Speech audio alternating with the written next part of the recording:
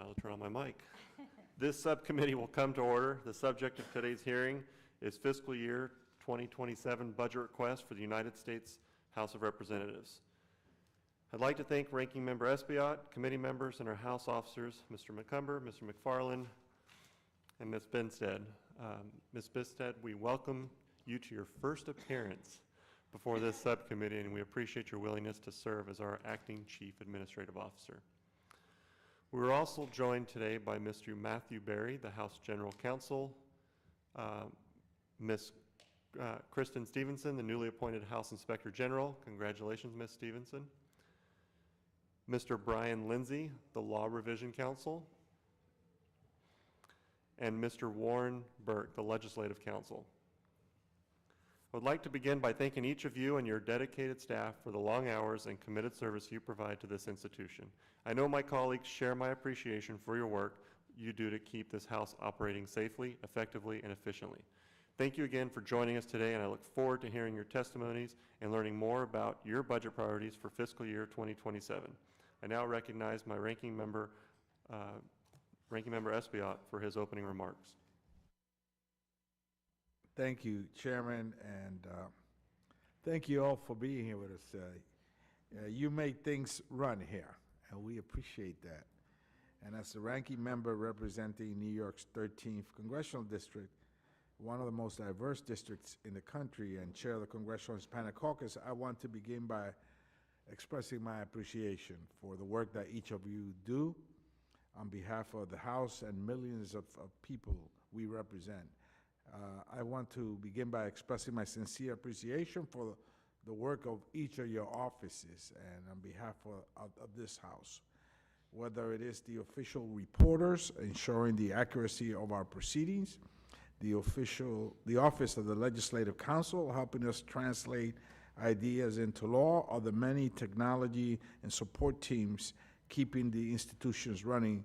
Your contribution matters. I want to thank you because sometimes I speak in Spanish on the floor, and I think they understand me, and at least I get the translation, and I know you understand me.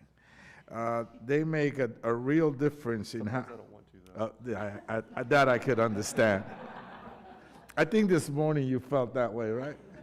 I don't remember. They make a real difference in how effectively we serve our constituents. And Mr. McFarland, thank you for what you do. You're always there for us, especially.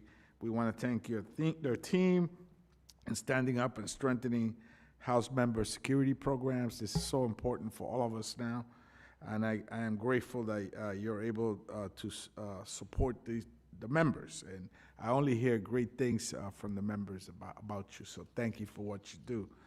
I'm grateful we are able to support and expand these efforts, and we were able to do that in fiscal year 2026. Protecting those who protect democracy is not a partisan issue, it's a bipartisan issue, and we look forward to ensuring that we do the best we can in fiscal year 2027. Thank you. I yield back. Thank you, Mr. Espiat. In addition to the Clerk, Sergeant at Arms, and Acting Chief Administrative Officer, the testimonies for the House officials have been submitted for the record, and members are welcome to ask questions of the House officials in addition to our three main witnesses. Mr. McCumber, your full testimony has been submitted for the record, and you are now recognized to provide a summary of your written testimony. Chairman Valadeo, Ranking Member Espiat, and members of the subcommittee, I want to begin by expressing sincere appreciation for your support over the last year, which reflects confidence in our mission, and we do not take it for granted. We are requesting $51,789,000 for FY27, 5.71% above our FY26 budget. This request sustains our ability to serve with excellence, strengthen transparency, and modernize key operations while remaining disciplined stewards of taxpayer dollars. Over the last year, your support has enabled measurable progress in 4 areas: data and transparency, modernizing legislative operations, accessibility and cost savings, and expanded committee and member services. First, advancing legislative data and transparency. Information is only helpful when it is accurate and when people know it's available. We redesigned the House directory card to include a QR code linking to an updated online directory, We also provided the CAO access to our dynamic data set, authoritative information used to populate Legidex profiles. We made a targeted effort to promote our services and offered both in-person and on-demand options of the Staffer's Guide to the Clerk's Office course, and hosted our first pop-up information table with more planned for this year, including one this Thursday. In coordination with the CAO's House Digital Service team, we assumed responsibility for key House Cal updates, creating a central, authoritative source for scheduling changes in an environment where accurate timing matters. And we continued improving the comparative print suite, including infrastructure improvements and supporting Senate counterparts with their pilot program. Second, modernization of legislative operations.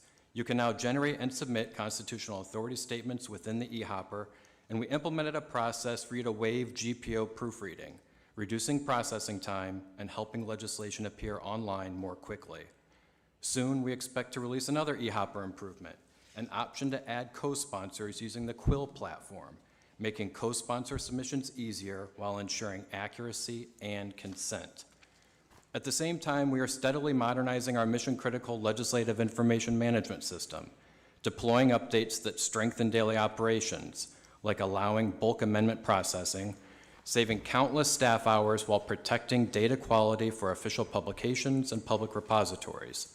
We launched a new unified search website in our ongoing work with the Senate on the Lobbying Disclosure Modernization Project. We also delivered the highly anticipated legislative drafting study and are excited to work on the next phase. Third, accessibility and cost-conscious innovation. Closed captioning of floor proceedings is a vital service. In January, we launched an AI-based speech-to-text solution in partnership with the CAO, demonstrating high accuracy while saving approximately $500,000 per year, which includes enhancements such as closed captioning in Spanish. Fourth, expanded committee engagement and member services. As you know, we are building a next-generation platform for managing committee business and have already delivered the first module, tracking committee referrals, for user acceptance testing, with plans to deliver additional modules to support voting data and tally sheets. In response to member needs, we procured and distributed magnetic phone wallets to simplify management of voting and elevator access cards, an initiative that was very well received.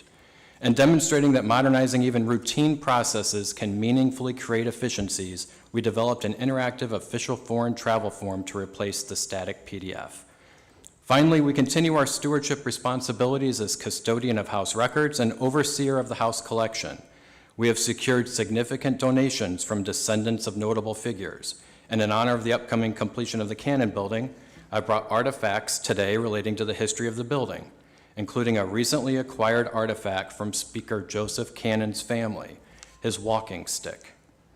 We are expanding preservation and access through the Committee Records Modernization Project, continuing oral history work, including a recently released interview with a former member of this subcommittee, Representative Jennifer Wexton, and improving access to popular historical resources like member suite room histories. Looking ahead to FY27, our request includes a $1.7 million net increase for program changes. The largest increase, $1.3 million, is for strengthening core services with the right staffing by establishing 11 new positions to align directly with mission demand, technology growth and modernization support, increased design and communication needs, and sustained archival and curatorial workload that has doubled in the last decade. As we look to the year ahead, there is much to build upon. Guided by our principles of nonpartisan service and institutional excellence, the Office of the Clerk is well positioned to meet the opportunities and challenges ahead. Thank you for the opportunity to testify today and for your consideration of our budget request. Thank you, Mr. McCumber.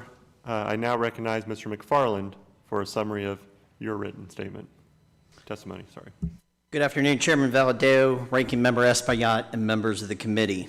I appreciate the invitation to appear before you today to testify in support of the fiscal year 2027 budget request for the Office of the Sergeant at Arms, which totals 147,281,211 full-time equivalents, an increase of 6.675 million or 4.75%, and 5 FTEs from the FY 2026 enacted levels. Since becoming Sergeant at Arms 3 years ago, my focus has been clear: strengthen the security of members and their families while improving the safety of and service to the House community. Over that time, we have made substantial progress on both fronts. We have worked to make members and their families safer through, one, the launch of the Member Personal Security Program, which makes available to every member $20,000 per month for protection and security services.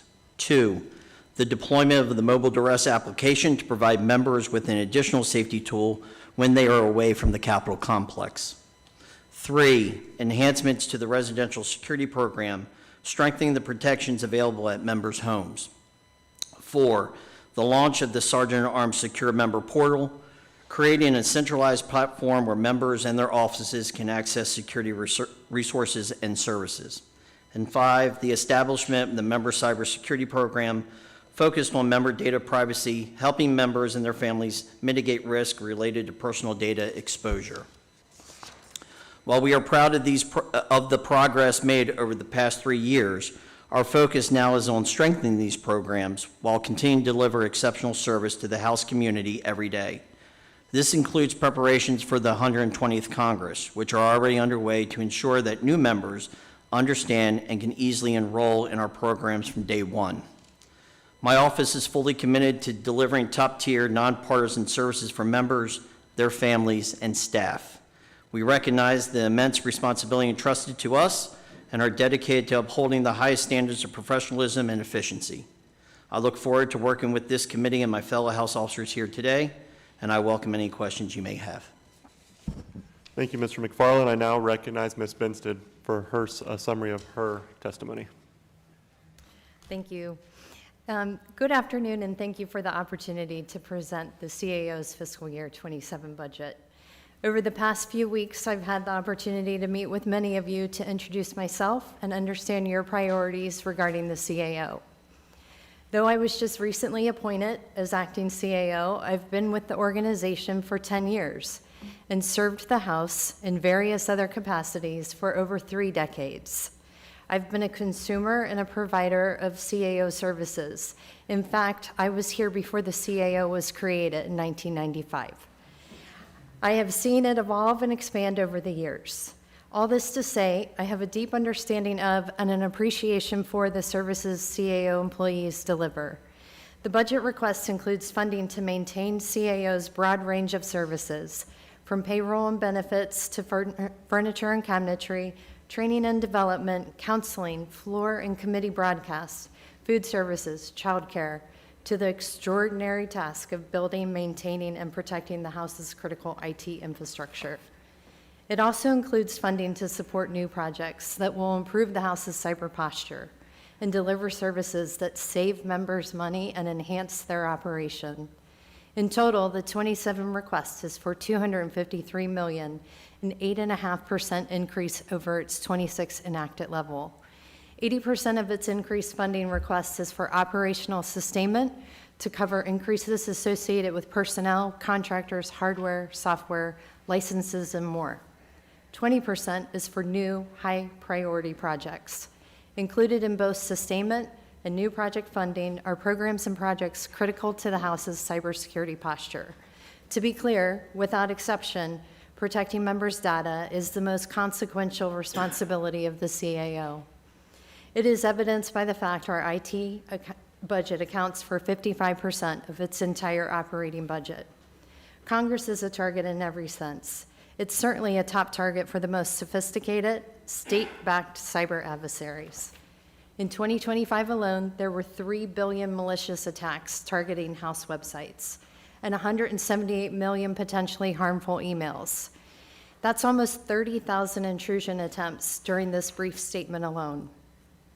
It is imperative the House invest financially and culturally in cyber defense. We need to constantly reassess our posture and deploy cutting-edge tactics and programs to stay ahead of cyber criminals. As a community, we must all play an active role. That means being educated, alert, and proactive. One of our new projects included in the 27 requests is the expansion of multi-factor authentication, a major overdue milestone for the House. We have roughly 55,000 desktops, laptops, and cell phones used by members and staff here in DC and across the country. The dispersed, increasingly mobile nature of our operations creates an endpoint vulnerability. We are currently in the process of installing multi-factor authentication on all mobile devices, and when complete, will deploy to all house computers. Once integrated, members and staff will use easy, significantly more secure authentication methods like facial recognition, Touch ID, and push notifications. On the AI front, the CAO has played a central role in the review, authorization, and rollout of multiple AI products and will continue as the technology in the field of providers evolve and expand. But we need to do more than simply facilitate access to off-the-shelf products. The House does not operate like most businesses. We need customization too. Thus, we need a secure cloud environment where new custom AI technologies can safely be tested with house data without exposing it to external risk. Included in our request is funding to build out and test that safe cloud environment. We are also asking for increased funding to obtain a bulk email platform that will reduce costs for member offices and improve email deliverability. We want to build a centralized committee video content platform that would stream live and archived proceedings, reducing the workload for committee staff. Whether it's for an existing or new initiative, all the CAO's requested funding is for members. Over the past year, the CAO successfully deployed valuable training, development, and wellness services utilized by thousands. It made progress on the replacement of the House's payroll and benefits system. It led a major recompete of the food services contract that resulted in the transition from one house-wide vendor to a diverse group of 8 new food vendors. CAO employees take great pride in the work we do, and we will continue to deliver and serve this institution. Again, thank you for the opportunity to discuss the CAO's FY27 requests and for the subcommittee's support of the CAO and its mission.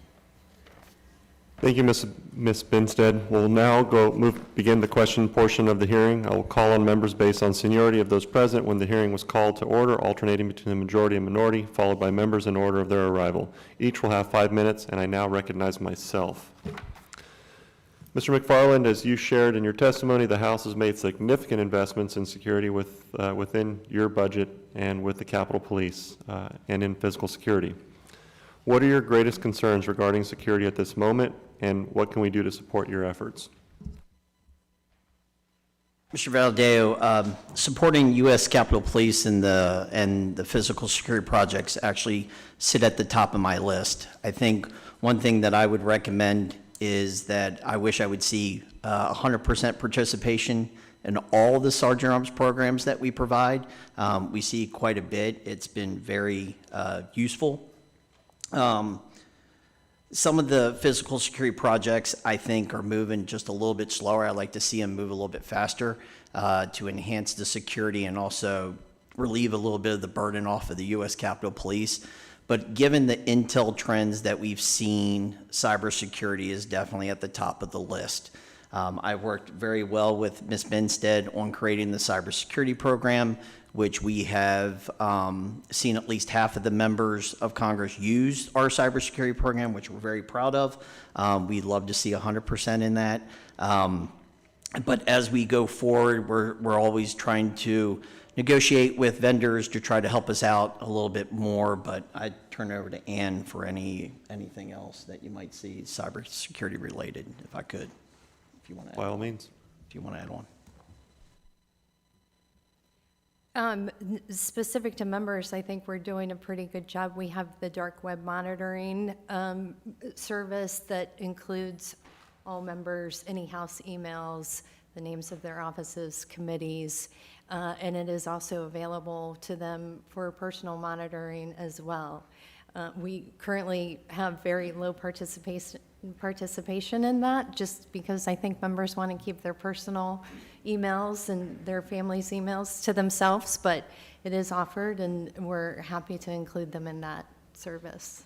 Thank you. Ms. Binstead, given the CEO reviews and approves AI tools for use in the House as a whole and takes the lead on these internally, what efficiencies has the CEO been able to realize within your own operations, and has there been any cost savings? Yes, we are definitely using AI tools to establish efficiencies.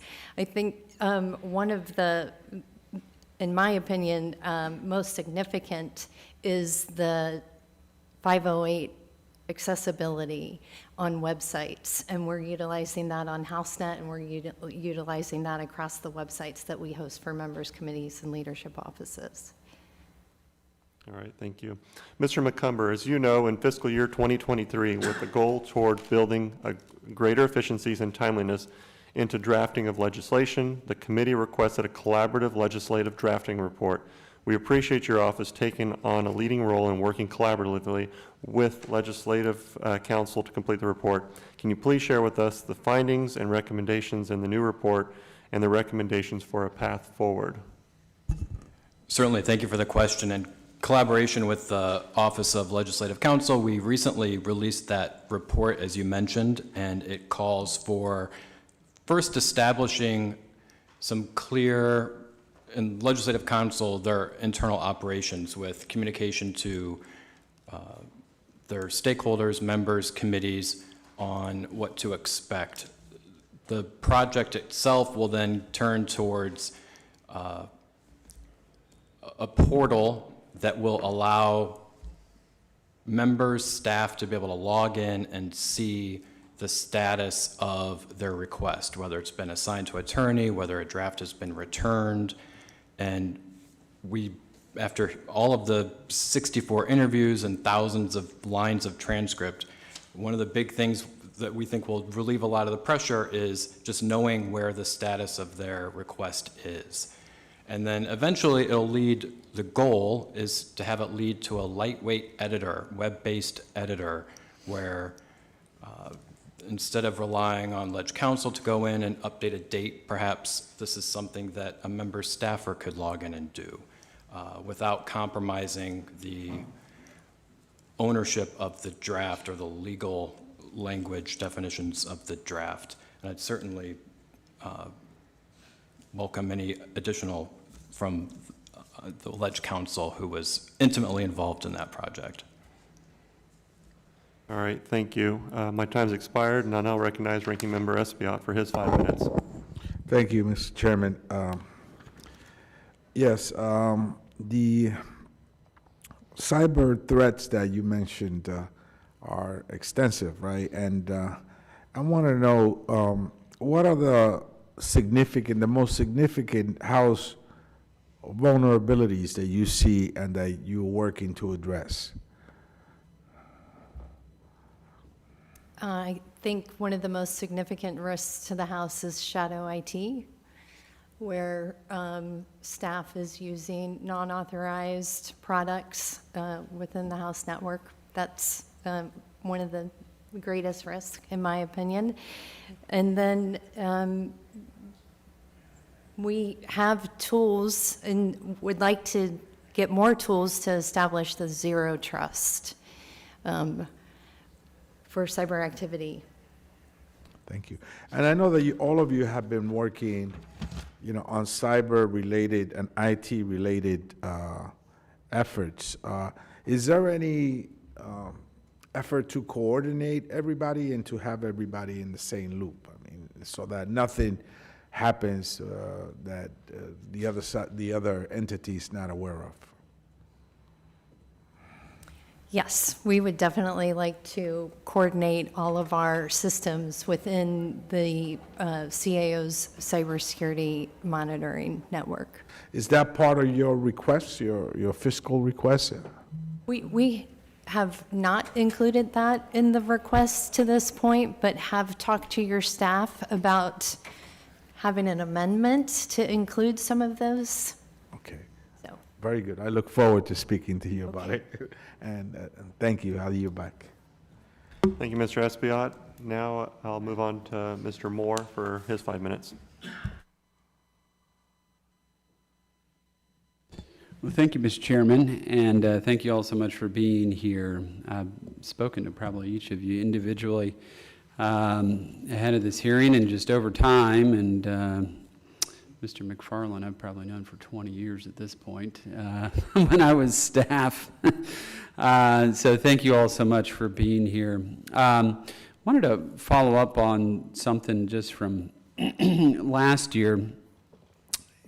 for you, Mr. McFarland. And I talked to the I talked to the architect of the Capitol about parking spots, and specifically for expectant mothers, and trying to get those near entrances and elevators. And he suggested that I direct that question to you, since your office manages parking. I know there are some existing parking spots like this, but what is the current status of creating parking spots for expectant mothers? Sir, we usually take our cue from the Communal House Administration on parking spots, but as it relates to that, we work great with them, and they're a great partner. If there is certain spots that we think that we need to do, we're happy to take that task to hand and actually start fulfilling that. There are some spots that are taken that are reserved that are really close, but we can definitely look at spots that we can try to have a good location for them to be next to an elevator or next to an entrance. Yeah, that'd be great if that's something we could expand or work on. Just, we've had several members who've had babies while they've been serving here, or staff or otherwise, and want to make that as easy as possible. And so, to that point, if there's anything the committee can do to help your office make the complex more family-friendly for members or staff and visitors, is there anything that we could do to help with that, this committee specifically? Sir, I think everything that you're doing right now helps us out with the families. One thing that we like to see a little bit more as we talk about expanding our security programs, we like to offer a little bit more to members' families, not just the spouses, but as we get this mobile duress off the ground, we would like to see a little bit more resources being used to help out anybody that might have additional family members that they would like to put into the program. All right, I appreciate that. Ms. Binstead, obviously, we met and spoke a little bit about this, but I wanted to follow up with you on our conversation about Quill. My team and I have found that it is pretty unworkable, and I understand that it was kind of rolled out a little hastily during COVID to allow offices to continue to work together when folks were not on Capitol Hill. Would you commit to working with me and the committee to seeing if there's a way to either improve this product or work to find a commercial off-the-shelf solution that would work better for members and staff? Is that something you think you could do? Yes, definitely. All right, that's it, Mr. Chairman. I yield back. Thank you. Thank you, Mr. Moore. I now recognize Mr. Quigley for his 5 minutes of questions. Thank you, Mr. Chairman. Mr. McFarland, I appreciate all you and your office and the Capitol Police are doing to keep us safe. You outlined many of the programs you're doing. We appreciate and applaud them. When we talk with our colleagues, one of those gaps out there that's hard to get a handle on, I'm not sure to the extent your office can play a role, but it's security when we're in D.C. and we're in and about the city, living scattered throughout the district. Your thoughts on that, and what programs might exist or possible solutions to the risk that's out there? Sir, I'll let you know right now. I think the very first thing would be definitely the mobile duress program. Does help out if you're outside Capitol grounds. Some of the other instances that I'm looking at is we have a great new tool that's getting ready to come online probably in September called our Common Operating Picture, which will actually give us a location of where certain members are, so that we, in the DC area, but not only DC, but actually back home in the districts as well. So it gives us a nice blueprint of actually what's going on where you are. So if there is an incident that happens near your home, we can alert you of those instances. Not where we are at the moment, but where we typically live, Yes, correct. and maybe where some people typically eat. We can do that too. If you have that mobile duress button, it can go within 50 yards of exactly where you are. And I know that speaking personally from hitting the button and saying I was at a liquor store, but I was actually at a grocery store. I'm just letting you know now, so, but yes. Right next to Teletie. Yeah, that's right. I appreciate that. Ma'am, a question about casework. You know, a lot of things get us here, but what keeps us here is how well we serve our constituents. And I know you are doing things that help staff deal with this. I'm giving you a chance to tell us all about Case Compass, if you could. Yeah. And I know you asked for, you could tell us a little bit about it, but your office asked for feedback. I'm curious what the response was on that, too. Yeah, we have about 16 offices participating in the pilot program for Case Compass, where we're aggregating the constituent data. Recently, they deployed a dashboard so that your offices can very easily see what some of the trends might be. So I don't know what your office's response was specifically to participating, but I'm not- yeah. I'm not gonna surprise We're you very here. excited about it, and so as part The of response so far has been, the response has been positive. Okay. And the dashboard added to that, so. and any additions to it or tweaking that you see coming? I think we can always make additions and always tweak the system based on feedback. And who's going to maintain it once it's in full force? And We will be maintaining it. do you have the resources to do that currently, or is this the subject for next year? It probably will be the subject for next year, but we currently have the resources to manage the pilot program. Very good. Mr. Chairman, I yield back. Thank you, Mr. Quigley. I now recognize Ms. Malloy for her 5 minutes of questions. Thank you, Mr. Chair. Ms. Binstead, thank you for following up with me on the questions that I asked you last year. So I don't have very many questions this time. But I want to focus mostly with all three of you on cybersecurity. So the Sergeant at Arms tells me that CAO is the most important agency in Ledge Branch for mitigating cybersecurity risks. I don't know if he was just trying to pass the buck or if that's true. Both, ma'am, both. But how do you identify threats and correct them? Cybersecurity threats specifically. Well, we have a security operations center and other entities that are monitoring our network 24 hours a day, 7 days a week. So we have good tools, good staff, good contractors, and it's incredibly impressive operation. I actually brought our CIO, former CISO, with me today because he has been giving me a crash course on cybersecurity since I became acting CIO. And I knew it was impressive before, and I have a deeper appreciation for what our office does to protect our network now. So I'm going to ask all three of you this question. So she's in the hot seat first. You guys can prepare yourselves, because women multitask well and think on our feet well. But are there any best practices that you would recommend members and or staff, like cyber hygiene, whatever we can do to reduce the risk so you have less to manage? Yeah, cyber hygiene is always going to be incredibly important.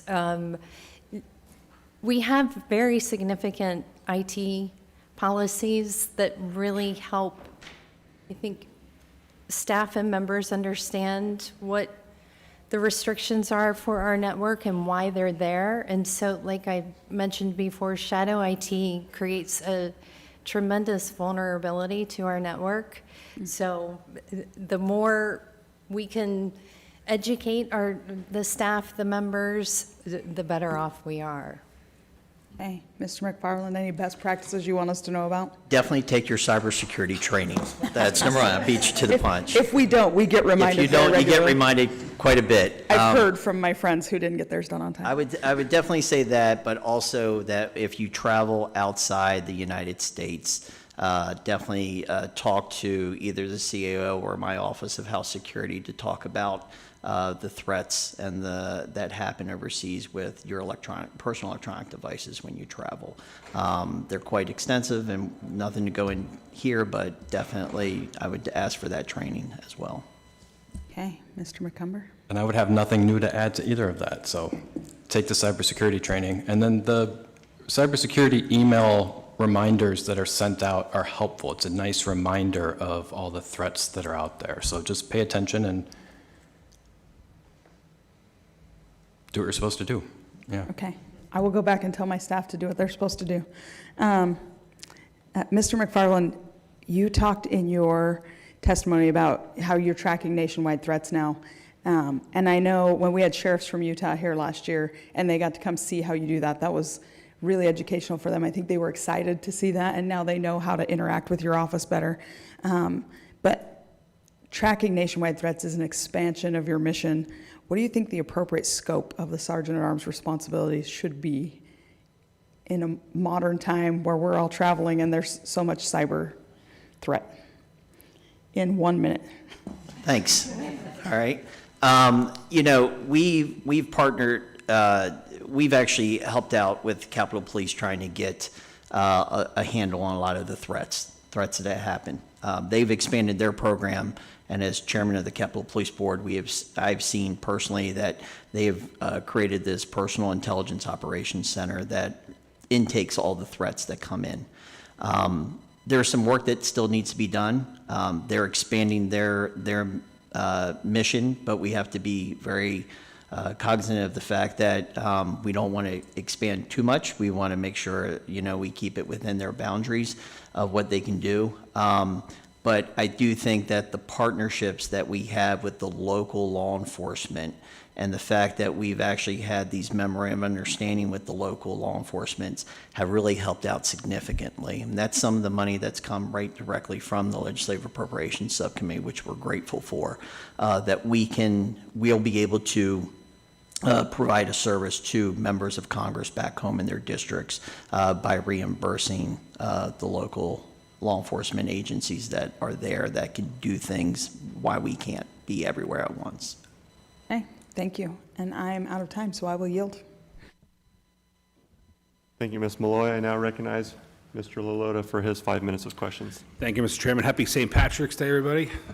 Our whole panel's wearing green. We even have a McCumber and a McFarland here on St. Patrick's Day. And We should be drinking, sir. I'm just letting you know. But amen. Amen. I'm a little bit Irish. Can we invite Mr. Burke, I assume some with an Irish background too, to the table, Mr. Chairman? I understand he's the Chief Legislative Counsel. Thanks for joining us too, sir. I have a couple of questions in your area. And I'll say you're correct. The Burkes moved to the United States from Ireland in 1832, so that's exactly correct. Got here a little before the Italians got here. I know my history too. I think that the clerk, in his testimony, referenced a study on the Office of Legislative Counsel. Are you familiar with that study? I am, the legislative drafting study. I'm told it includes over 64 hours of confidential interviews and produce recommendations for improvements, drafting tools, systems, and collaborations. That's right. What did that study confirm about the way legislative drafting works today and where you believe the system could have improvements? Well, one thing it confirmed, which I am quite proud of and so want to emphasize, is the high quality of the drafts that my office is producing and the confidence that House staff generally have in those drafts. But there's also, I think there's room for improvement in terms of the intake process. That's why there's this proposal to establish a portal. I think this is quite exciting from the perspective of my office. It could be helpful in multiple ways in terms of allowing offices to keep track of the drafts, have a single spot where they can go. Great. Let's talk a little more about that in a second. I want to get a couple more questions in. My understanding is Leg Council got about 23,000 requests for bill drafts or amendments. That's right, and that's only the first 13 months of this Congress. And how do you prioritize that? I'm going to give you a little bit my experience. I'm not one of those members who sends a gazillion things to your office. I think we ask you to draft a couple of dozen every year, and if my math works out, I'm way under that average. And nevertheless, I feel like it takes a while to get my draft back. And that's not a criticism on the good and hard work that you and your folks do. 23,000 is a big number. what does your system do to prioritize the requests that come in? Are you doing a first in, first out? Are you doing it by seniority of members, committee assignments? How do you manage the flow in towards you of all those requests? You're absolutely right that with 23,000 requests, we do, as a matter of survival, have to come up with a prioritization scheme. And generally, first in, first out is one of the very most important factors, but another equally important factor is how far along is the request in the legislative process. So if we're talking about conference versus floor versus committee versus introduction, and then if it's coming from leadership, if it's coming from committee, we consider that a stand-in for, where is it? Putting at the leadership stage. and committee chairs aside, is first in, first out the most equitable way to deal with all that volume, in your opinion? It's not in mine, by the way.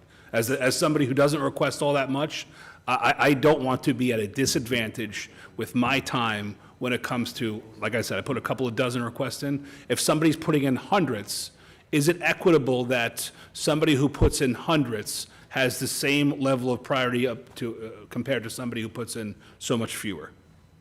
I see your point about all things being the same, then no, it would not be equitable to give the same amount of deference. One other thing I would add, though, is that that stage in the legislative process is very important. I mean, if it was an amendment for a rules deadline, if it was a conference agreement, really that should come first. And who makes that judgment call on that prioritization? The attorney or attorney team handling the request. In consultation with leadership or committees, or on your own? No, we don't. As you mentioned, 23,000 requests. I don't think leadership would want to be hearing from us 23,000 times. They sometimes hear from the members on feedback like this. Given our No doubt. 4.5 minutes of dialogue, do you think Yes. that there is a more equitable way than first in, first out of addressing these requests? The problem, I'm not going to say there's not a more equitable way, but there are competing interests here that are always in tension. It's part of our, it's really, what you're describing is actually one of the most challenging aspects of our job, weighing the heavy workload, especially with the quick turnaround times that we're always asked to produce, with prioritization and how do we do it. And yes, it is something we're always happy to work to continue to improve. But I don't know that I have a better answer for you than the traditional one. I hope that our teams can work together to implement a better solution. I think there is a temptation among some memberships to force a solution on you. I would hope that you might be able to present a better one to us before we force one on you, sir. I'd be happy to work with you on that. Yes, sir. Just do who you like more. My time's expired. Thank you. There are no further questions. I know Mr. Espiat asked to make a quick statement. Yeah, thank you, Chairman. I just wanted to thank Mr. McCumber for the closed captions that you did.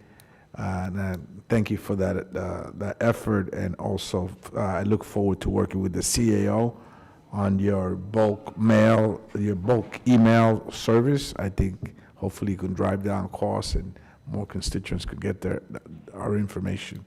And Mr. McFarland, thank you. Also, I look forward to talking to you about security clearance issues. Thank you so much. I'd like to thank Mr. McCumber, Mr. McFarland, and Ms. Benstead, and all of our House officials for being here today, and our members for taking some time to be here as well. Members may submit additional questions for the record. This committee stands adjourned.